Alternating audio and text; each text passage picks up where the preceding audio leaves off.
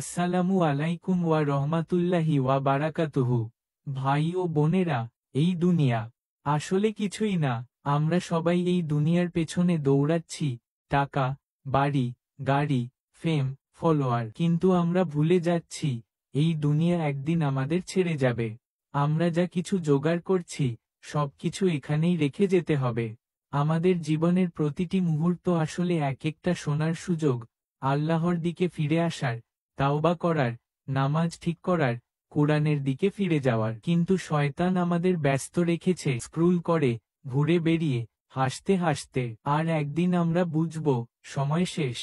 কোরআনে আল্লাহ বলেন, জানো নাকি, এ দুনিয়ার জীবন তো এক খেলাধুলা, এক বিভ্রান্তি, এক অলংকার মাত্র। সূরা হাদিদ 20। তাই ভাই ও বোনেরা, এখনই সময় দুনিয়ার মোহ থেকে বেরিয়ে আল্লাহর দিকে ফিরে যাওয়ার। ফিরে চলো নামাজে, ফিরে চলো তাওবায়, ফিরে চলো সেই শান্তির পথে যেখানে দুনিয়া কিছুই না, আখিরাতই আসল চিরস্থায়ী জীবন।